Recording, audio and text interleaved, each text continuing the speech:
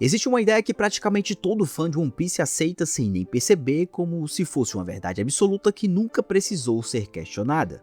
E talvez você esteja dentro disso agora mesmo. A ideia de que o Luffy é o personagem mais livre da obra.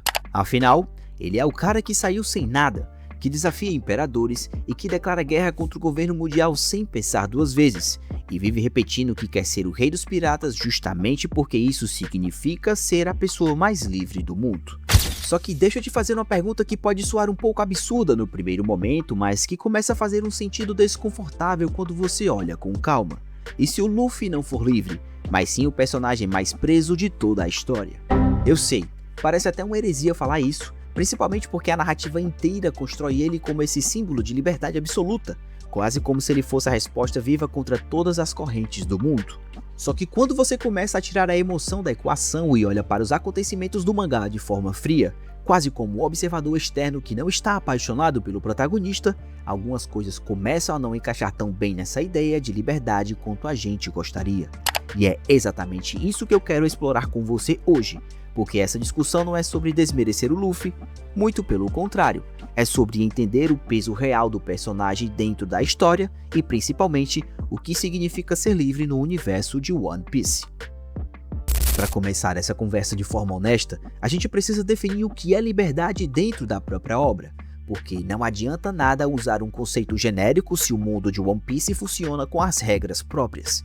Liberdade ali sempre foi associada à capacidade de viver sem amarras, de seguir seus próprios desejos, de não se submeter às autoridades injustas e de escolher o próprio caminho.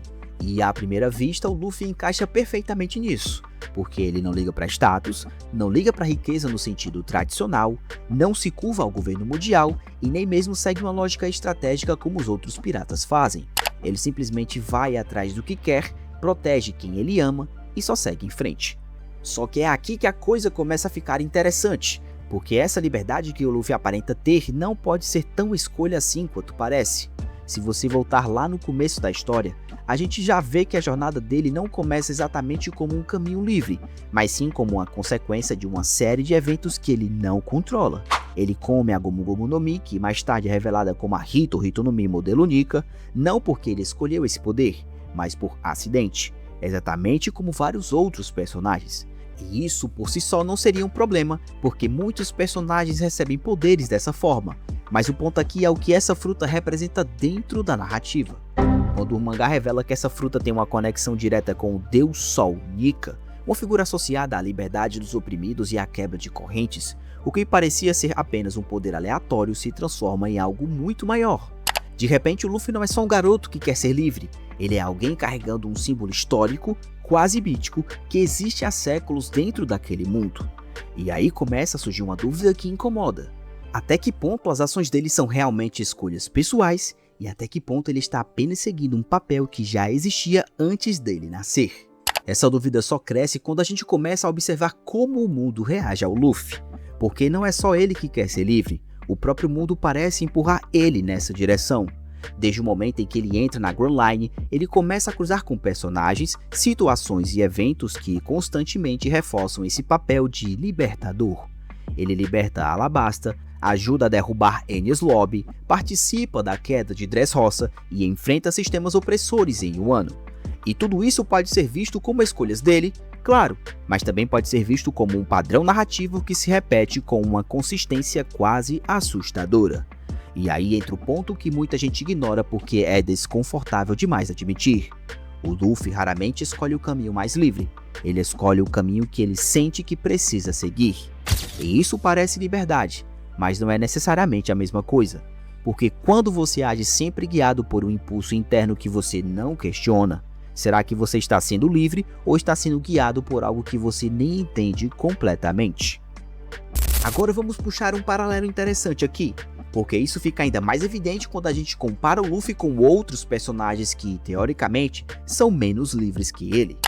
Pega o caso do Law, por exemplo. O Law é um personagem extremamente estratégico, que planeja seus movimentos, que entende as limitações do mundo e que toma decisões baseadas em lógica. Ele pode até parecer mais preso por causa disso, mas ao mesmo tempo ele escolhe conscientemente cada passo que dá. O Luffy não faz isso. O Luffy simplesmente segue o fluxo dos próprios sentimentos, como se estivesse sendo levado por uma corrente invisível. E aqui entra uma ironia que é quase cruel quando você para pensar. O personagem que mais fala sobre liberdade pode ser justamente o que menos tem controle sobre o próprio caminho. Porque o Luffy não questiona o destino, ele não tenta entender o papel dele dentro do mundo, ele não para refletir sobre as consequências de longo prazo das ações dele, ele simplesmente vai, e isso é lindo, é inspirador e é o coração da obra, mas também pode ser visto como uma forma de prisão, uma prisão que não vem das correntes físicas, não vem do governo mundial, não vem de inimigos, mas vem de algo muito mais profundo, a impossibilidade de ser qualquer coisa além do que ele já é. O Luffy não pode decidir ser alguém que não luta pelos amigos, ele não pode ignorar alguém em perigo, ele não pode escolher um caminho mais fácil ou mais estratégico. Ele está preso à própria natureza de uma forma tão absoluta que chega a ser previsível. E isso fica ainda mais claro quando a gente observa como a narrativa reage a ele, porque, diferente de outros personagens, o Luffy não pode falhar de verdade.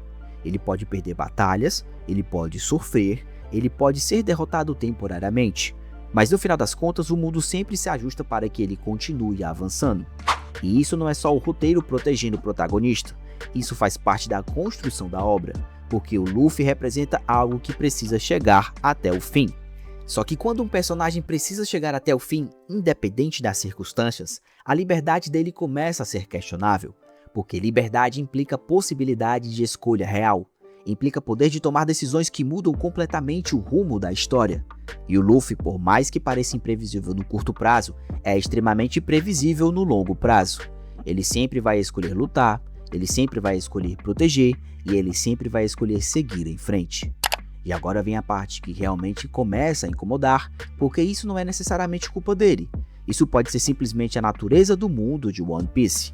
O mundo de conceitos como vontade herdada, destino e o próprio D carregam um peso gigantesco.